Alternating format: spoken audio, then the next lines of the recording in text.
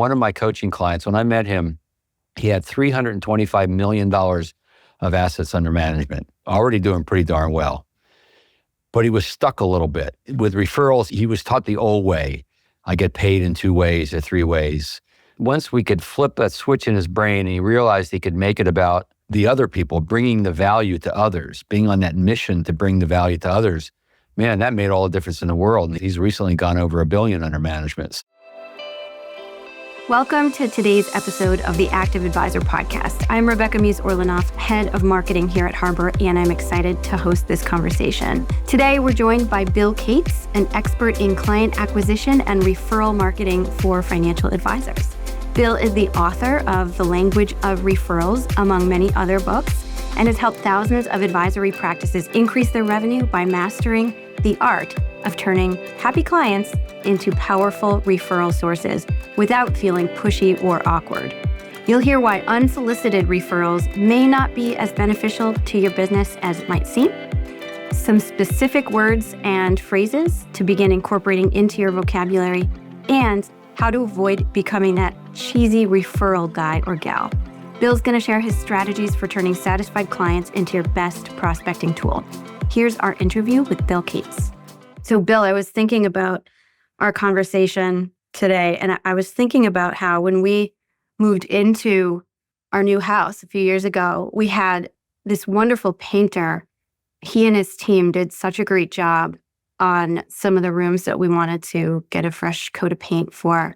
And when he was done, he asked if I would mind introducing him to any friends who may have recently moved or were looking to do a renovation project in their home. It didn't even cross my mind that that would be uncomfortable or awkward. I was so happy to do it. It was such a job well done. And I immediately set up some conversations for him with people that I knew might be in the market. So I guess I'm just thinking about the advisory business and wondering if you think it's harder in financial services or financial advisory practices to ask for an introduction maybe than in other industries, just based on what you've seen. Doesn't have to be harder. The perception is it's harder. That's pretty much why I've been in business for 30-odd years. But there's no question that clients become a little less comfortable providing those types of referrals and introductions. It's much easier to refer a painter because you're not talking about personal financial matters. Even though everything is confidential, people just, they get a little more pride around that. At least a lot of people do. So yeah, your success rate might be a little lower in financial services than as a painter, but the principles are all the same. Yes, I'm really looking forward to hearing a little bit more about principles, strategies, tactics, frameworks from you, because I know you've worked with advisors for a long time to help them develop and then flex this muscle on asking for introductions. Yep.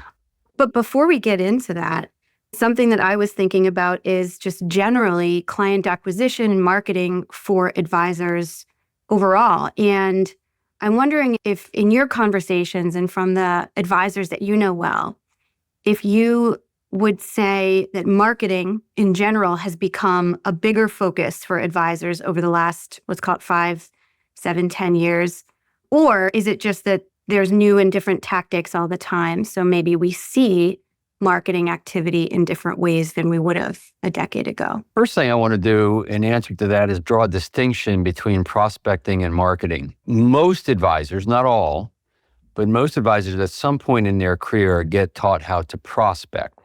And I would say that being proactive for referrals is a form of prospecting. It's a pretty high level form. Nonetheless, it's something we're reaching out. I hate to use the word push, but it's kind of an outward effort, if you will. Marketing, on the other hand, in general, is more of an attraction type situation where when we market, we try to get our message resonating with the right people so it attracts people to us. Prospecting never goes away. It's always a part. I'd say if we put it under the banner of client acquisition, not much has changed in the sense that there's a need for that. When someone's a little more successful, they've been at it for a while, then that changes because they're starting to look for a specific type of person usually. Usually the quantity dynamic goes down a little bit and the quality dynamic goes up. The more successful, the longer they've been in this. But if you think about just referrals, for instance, because I know that's a big part of what we're going to talk about. Before there was a telephone, internet, telegraph, before any of that, right? Any kind of electronic communication. If someone wanted to do business in another town, another village, they would have a letter of introduction with them that they would present to someone else. And that letter of introduction contained the borrowed trust that allowed the door to be open to them. Now, that's what referrals introductions still do. It's leveraging borrowed trust between the referral source and the prospect. And of course, we then have to earn our own trust to keep it going, to get the door fully open and get inside. So that dynamic has not changed one iota. One thing that two things that have changed. One is obviously the fact that it's just harder to reach people these days. People don't pick up their phone if they don't know who's calling. I mean, when I first got started in this business, I made a lot of cold calls and I could reach people because they pick up their phone. But now it's tough, right? So one of the things that's changed is the emphasis on introductions, not just referrals or word of mouth or referred leads or whatever term you put to it, but actual connections, introductions, very important.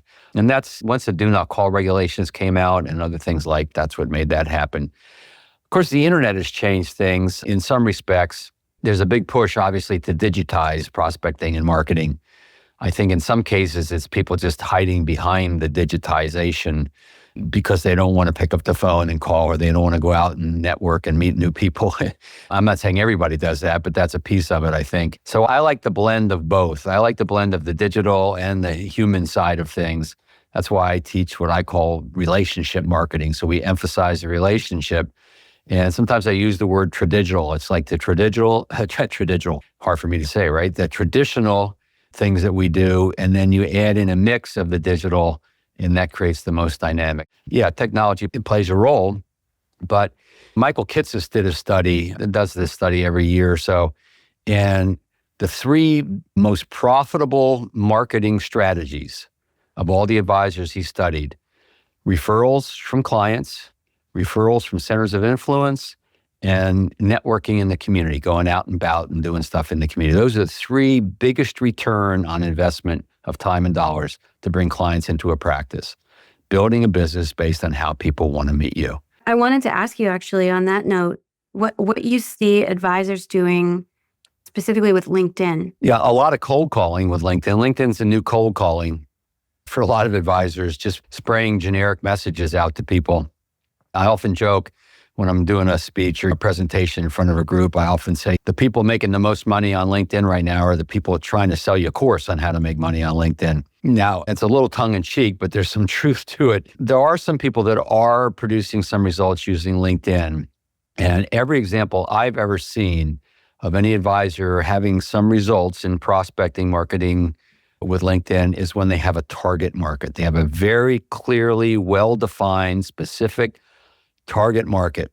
And the reason why LinkedIn works better is because their messaging is better. The narrower their focus, the clearer they are in who they're trying to reach and what that person's challenges are and fears and aspirations and all that, and their benefits package with their company or how their business works and their cash flow. The more you know about them, the more tailored your messaging, the more likely they're actually going to pay attention to something that you say to them or content that you put out there. Well, it sounds like whether it's through human connection or digital connection, one of the through lines in your coaching is get specific. Get specific with your value, the types of people that will benefit from your value. We talk about this a lot within the context of marketing, a concept from Seth Godin, who's a best-selling author and thinker about modern marketing. And his phrase for this concept is finding your minimum viable audience. And it gets to this point of if you're creating for everybody, you're creating for nobody. But the secret is, if you can really define your MVA, your minimum viable audience, 2 things happen. Number 1, it's a bigger audience than you may think it is. And number 2, the people in it will tell one another about you because you serve their specific needs. So that it sounds like it's very in line with the way you would coach an advisor to define their offer. Absolutely, because you bring more value to those people because you know them better. And they know people like themselves and they see that you're trying to work with people. The The narrower you get, generally speaking, I mean, within limits, it depends a little bit where you live geographically, et cetera, and whether you want a national practice versus your local practice. But the principle at hand is generally the narrower, the better. So what is it that typically stops someone from asking for an introduction? Yeah, usually a mistaken belief or mistaken thinking. Look, advisors don't look needy, cheesy, sleazy, unsuccessful. That's one thing that stops. They don't want to feel and look and be perceived as pushy. They don't want to put people on the spot. They don't want to get rejected. They don't want to hear no. I don't want to give you a referral. So it's the mental side. In my book, The Language of Referrals, I call it the inner language. It's the mindset. And a lot of people think that asking referrals, introductions is risky. And that's clearly a limiting belief in my book because I teach a way to do it that isn't risky. And so what advisors need to do is to understand what are the limiting beliefs? What is stopping them? I respect the fears and the doubts and the things that stop people because we all have those things, right? That stop us from doing stuff. But they don't necessarily have to be there. It's just the story we tell ourselves. And there actually is another way to look at it. So one of the things, in all the work I've been doing is to help people see the beliefs. So for instance, if people think it's going to put someone on the spot, it's going to hurt the relationship. Well, if you do it right, it won't. And one of the things that helps with that is the promoting and the planting seeds or the encouraging the possibility of introductions. You do that early in the relationship, you see how they react to it. And then later, when you come with a regular request, it's not out of the blue. You've already kind of played in that sandbox a little bit around that. So it really is, it's the mindset. We all know it. Most people know it. And we just got to learn a new story to tell ourselves. I think any advisor would say that referrals or introductions can come from very intentional actions, but they can also come your way unsolicited. And I would imagine that for many advisors, it sounds like the dream to build a business entirely on unsolicited introductions and referrals and network expansion, where you didn't have to ask for anything or put your client in a potentially uncomfortable situation. I guess the question for you is, do you see a downside to relying exclusively or overly relying on unsolicited introductions or referrals? I get a lot of folks I talk to, advisors, they do get stuck in that either not getting the right kind, or they often get a wrong type of prospect sent to them by a client, and they feel a sense of obligation to serve that person because a client introduced them. They don't want to hurt that relationship with a client. And I would say, unless the part of the household or a close family member, parents, children, grandchildren, maybe siblings, tight part of the household relationship, then if you take on someone just because they were introduced to you by a client, you're going to create a loose situation. And so you shouldn't take those on. Any examples come to mind of stories where someone took on too many of the wrong fit? What can happen? Well, yeah, actually, yeah. It was an advisor in Virginia. She was taking on kind of anybody that came her way. And it's kind of an old habit when you first get started in this business. They fog a mirror, meaning they're breathing. You'll talk to them. And then she got to the point, and she believed in great service. And she got to the point where she had a lot of clients of different strata, different types of business she was doing with them, with different amounts of income and investment and assets under management, et cetera. And she was trying to give them all the equal amount of high-level service. And so her practice was extremely unprofitable because she had too many employees trying to deliver all this high-level service to folks who really didn't really need it. Now, they came to expect it because she delivered it. She got them into that habit of expectation. But over time, she started to segment better and not take on folks that didn't match. She brought in a junior advisor, and that person took some of the legacy clients. So she was able to adjust. But yeah, you can find yourself at that point where you can't serve everybody in the way they probably should be served. Makes a ton of sense. It's like if you are building a business that is for anyone, you're kind of building a business for no one. In a sense. I mean, you're still helping those folks, but I get the point. Especially with your messaging. When you build messaging that's kind of designed to attract everyone, then it's certainly hard to stand out, and you'll just get whatever you get. And one of the biggest mistakes I found that many small business owners make, financial advisors within that is they think, well, I don't want to leave these folks out and I don't want to leave so they cast too big a net and for fear of missing opportunity. And what happens is their messaging gets watered down. Their messaging becomes less relevant to the people they really do want to attract. So the key here, one of the keys, is just get super duper clear on who it is who is a right fit client for you. What are the demographics? What are the psychographics? What does that person look like? Build out a persona or 2 or 3 types of personas of those people. And then everything you do, when you figure out who you're trying to reach and who you serve the best and who you like to work with, then everything else kind of falls in place. The messaging falls in place, the strategies and tactics fall into place once you know the who. We'll come back to some specific personas and demographics in a little bit. But before I do that, I want to get into some of the frameworks or the principles that you've outlined and written about in your book, The Language of Referrals. Before that, let's talk about the name that you chose for the book. You could have called it The Power of Referrals. You could have called it The Art of Referrals, Referral Academy. There's infinite number of names you could have used for the book, but you chose the word language. Why is that? This book was intentionally extremely practical and tactical. I used to have what I call a scripts book. It was a book of possible conversations, word tracks that one might follow. And here's what I've discovered. Sometimes there's a strategy that is inaccessible to people. So for instance, asking for introductions, that's a strategy, asking. But a lot of advisors, for reasons we can get into if you want to, don't do that. And so it's an inaccessible strategy to them. When I give them a few word tracks or scripts, I'm expecting anyone to memorize the scripts unless they really want to, but it gets them started and they're finding the right words for them.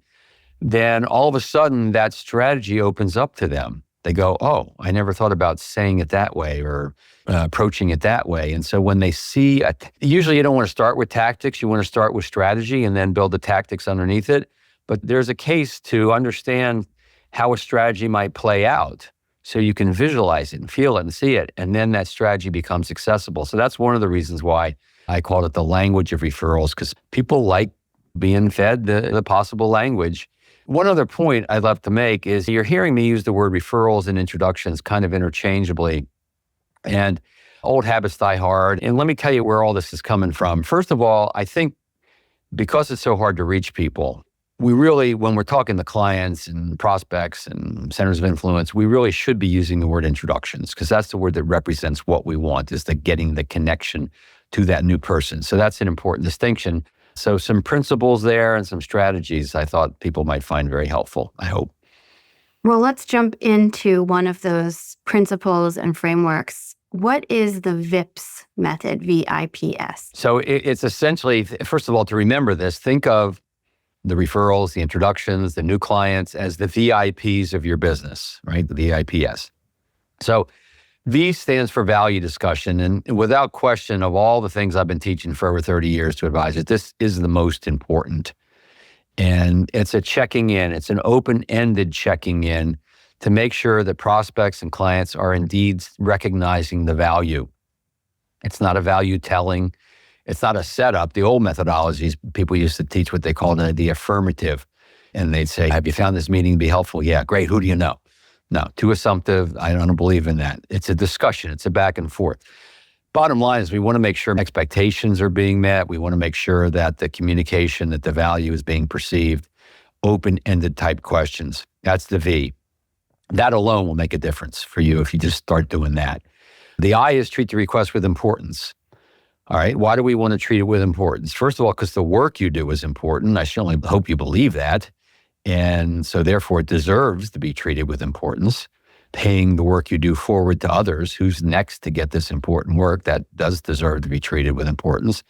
And also how you put things out, how you kind of express it to people will make a big difference on how they receive it and give it back to you. If you're kind of weak, wishy-washy around this, well, you probably won't get a very good response. The P is permission to brainstorm or explore. 2 steps. The first is the buy-in, the permission. I found that instead of being assumptive around this and assuming someone's willing to have this conversation, we want to soften it a little bit. When we soften it, we actually get more engagement in the conversation. So we want to get buy-in. And then when I say brainstorm, explore, we want to create an environment where there's no right or wrong answer. There's no pressure. It's a brainstorming, right? We're just throwing a few thoughts, ideas out. That's an ideal kind of energy that we want to put to this if we can. And so that's what the P stands for. And then finally, the S is suggest names and categories, meaning come as specific as possible. So here's a principle, and if it may feel counterintuitive to a lot of folks. The narrower your request for possible introductions, usually the more effective you will be, usually the better. The mistake that everybody has made, everyone listening, and myself, we've all made this. Can you think of anyone else who should know about the work we do? Or can you think of anyone else we might be able to help? Any kind of generic, throw it open to the whole universe type of question. And most people know that fizzles. I mean, lightning strikes occasionally, and sometimes they'll think of someone, but most of the time it just doesn't, it just dies, right? So the bullseye is specific people they know, people you've learned who are in their life through doing the good work you do and learning more about your clients and gaining context. You just naturally learn about other folks in their life. And that's a great place to start. And another part of the bullseye are the traditional money in motion, life event categories. Those are as powerful now as they were 30 years ago because, gosh, if you look at your book of business and your clients, just about every advisor I've ever talked to, they would acknowledge somewhere in the 70, 80, 85% range of those new clients had something going on in their life that got the advisor on their radar into their life. Could be money, emotion, life events. And so those are great categories. The worst thing that happens when using the VIPS method is that you plant the seed. You promote the opportunity for later. And I suspect most people listening to this have had a situation where they maybe asked the client for an introduction to someone or maybe a little more generic request for referrals. Client didn't think of anyone, didn't go anywhere. And then 2 months, 2 years later, that client says, hey, I think I have somebody for you, right? They're happy about it. And they love to make that introduction, but more on their terms. So the worst thing that happens by asking is you promote the possibility for the future. Yeah. Is there a best time in the relationship with your client to make the ask or plant the seed, as you mentioned before, for an introduction? Yeah, so I'll make a distinction between those two of asking and planting the seed. So here's something to keep a lookout for is what I call value recognizing statements that prospects and clients make. We're becoming referable. We're moving in that direction when value is delivered and value is recognized. So of the two, which is most important? Well, they're both pretty important, but I'd say the value recognized is a little more important when it comes to referrals and introductions, right? Because they got to know that they're seeing the value. You may know you're giving them great value, but if they're not perceiving it or feeling it or seeing it, then that really doesn't help in terms of the next step. So pay attention to these value recognizing statements. Pay attention to when people say thank you and give you a hug and all the various things that people do that acknowledge your good and important work. And that's a great place to plant the seed, to promote, to encourage. So someone says, hey, this is great. I love where we're headed with this work. Thank you. I'm glad you're seeing the value. And I believe this work is important. Please don't keep it a secret out there. Right? Don't keep me a secret. Don't keep the work we do a secret. Share the experience is another kind of way of saying don't keep me a secret. Share the experience. Never too busy to see if I can be a resource for other people you care about. I've already mentioned. So just pay attention to those value recognizing statements. You just mentioned some of them, but are there other important words or turns of phrase that you find to be particularly helpful for advisors to just tuck into their back pocket as they encounter these moments, which may come up without warning? Yeah, so I've given you 3. I'll give you one more. There's about 11 in the book, Language of Referrals. So one is don't keep me a secret. Another is share the experience. Another is never too busy to see if I can be a resource for other people you care about or other your colleagues or family members, however you want to structure that sentence. But I'll tell you, there's a lot of folks advisors I've worked with over the years. I mean, I've been teaching this don't keep me a secret thing forever. I didn't invent the phrase. I was just doing a book signing recently for a group, and one of the advisors came up to get my book and said, yeah, I used don't keep me a secret yesterday. I got 2 referrals from it. And I go, great, appreciate the validation. And so one of the gentlemen that I interviewed for my podcast, Johannes Harrison, has used my stuff for years. And he says to his clients, he says, you're not keeping me a secret, are you? And so that's just another way to play with that. I know that phrase doesn't fit everybody. Some people think it's a little too cute. That's fine. We have others, but that's the culture building, right? Of acknowledging and teaching and letting your clients know that you are indeed open to see if you can serve others. One more question about language here. And then I just want to wrap up with a couple different real life scenarios or personas that maybe you could walk us through a little bit more tailored advice. We all hope that a request for an introduction goes really well, whether it is followed up immediately or whether it's more of a seed planting outcome. But what is it that advisors should be listening for or looking for in a situation where there's initial reluctance to make that introduction? What's a common scenario there, and how does an advisor distinguish between this is not the right time yet versus this is not worth pursuing with this particular client? So I have a little formula I'll teach you real quick. And a lot of it will depend on the tone of voice and the energy behind that reluctance, right? In other words, if someone says, oh, you want a referral? No, I don't give referrals. I'm private. No, I don't do this. Well, there you're probably going to back off pretty quickly. Depending on the relationship, you could check it out. You could say, well, first of all, the last thing I want to do is anything that you don't want to do. But I'm curious, you've had a bad experience, what happened, right? So the formula is to acknowledge and understand and learn and to ask questions. So even if someone's pretty vehement about it, you can still probe a little just to find out what happened without any effort to try to make them want to do anything they don't want to do. You certainly don't want to do that anyway. And so that's the first two steps of the formula: acknowledge and explore, acknowledge and learn and understand.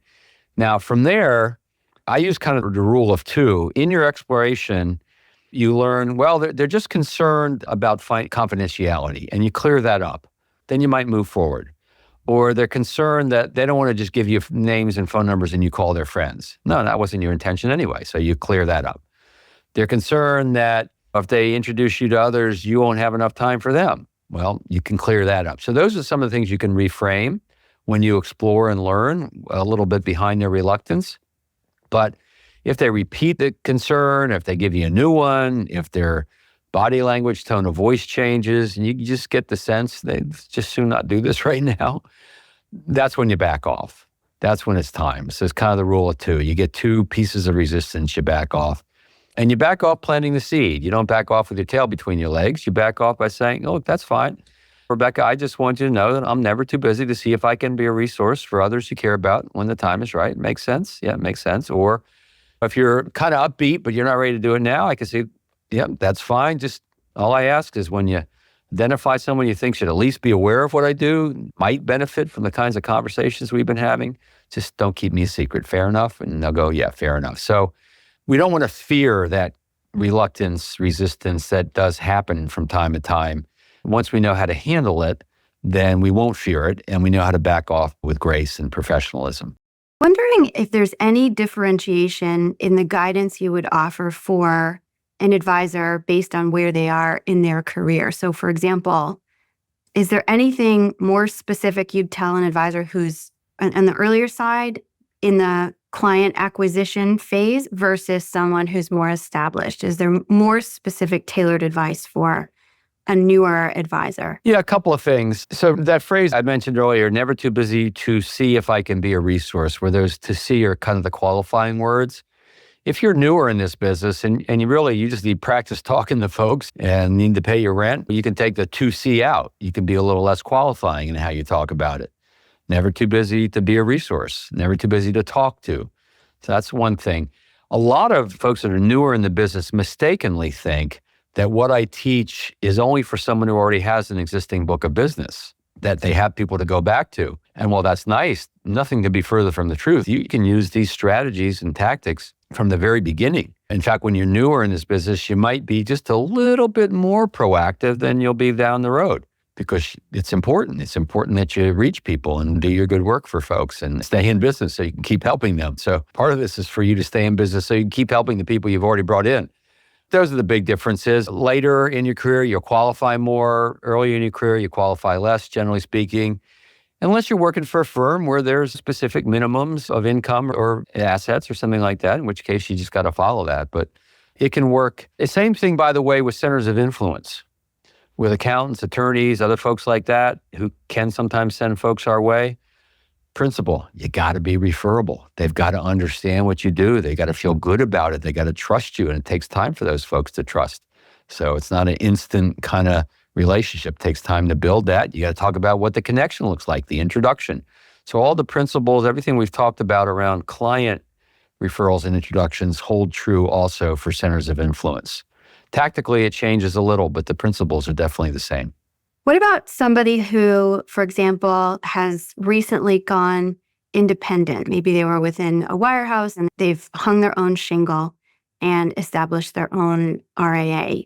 Do the principles change or do they remain intact? Principles change, but the circumstance, it can create a great opportunity because you can go back to your clients that you've, first of all, if you're going to take some of those clients with you, hopefully, and most advisors don't bring as many as they think they're going to, and some of them don't handle the transition well, but nonetheless, you do want to let these people know why you're moving and what's in it for them, right? What's in it if you're moving from, let's say, wirehouse to independent? What's in it for your clients for that, right? That's all they really care about. And so, but that does sometimes create opportunities to talk a little bit about introductions. Certainly, it creates the opportunity to talk more about the value that they're receiving and that they're going to receive, and they'll see the difference, and they do, and then you can check in with them later. But the principles in terms of becoming referable and asking, really not much different. Really, whatever kind of business model you're in, the principles are pretty much all the same. If you're an RIA, you have a little less compliance looking over your shoulder, so maybe you have a little more freedom, but everything's pretty much the same. All right. I think where I want to end is with this. What is one thing that any advisor, wherever they sit, however long they've been in business, wherever they are in their career and whatever kind of firm they work for, what is one thing that advisor can do today to put themselves in a better position to grow through introductions and find their next client through a referral? Can I give you two? Yes. So I already covered one, which is the value discussion. That checking in, making sure people are seeing the value, open-ended conversation. I guarantee, I stake my reputation on, if the folks listening to this start doing this today with their prospects and clients, they will see a difference. They will see a difference on how people talk about the value. You'll get a few unsolicited referrals from doing it over time. It's huge. The other thing is to be on a mission to bring your value to others. There's a lot of talk about the why you do what you do and why you believe in your value, and I think that's very important.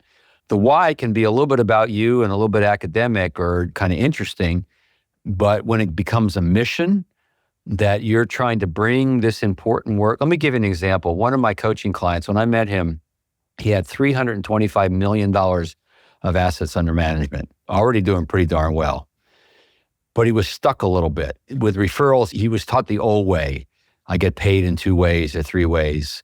Once we could flip that switch in his brain and he realized he could make it about the other people, bringing the value to others, being on that mission to bring the value to others, man, that made all the difference in the world. And he's recently gone over $1 billion under management. So, and in his style, it's very simple. He's very direct. He's a very straightforward kind of guy. And he attracts those people that like that. And he'll do his value discussion. And they'll say, great, I'm glad we got a happy client. I'm glad to see the value and all that we bring to the table. And I'm just wondering who's next, right? Who's next to experience this value? And so when you're on a mission to bring that value to others in a very caring, client-centric way, believing in your value, you will do better with this because it's all got to come from that. When it comes from that, you do better with this. Well, Bill, thank you so much for sharing your perspectives, your wisdom, your experience with us today. Where can advisors find more from Bill Cates? Well, I appreciate the question. Obviously, referralcoach.com is my website, referralcoach.com. It's a good start. I have a podcast. It's free wherever podcasts are found, called Top Advisor Podcast, Bill Cates' Top Advisor Podcast.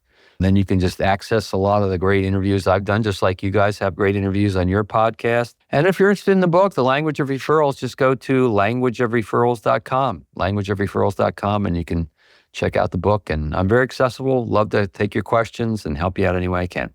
Thank you so much for joining us today. You bet. Thank you.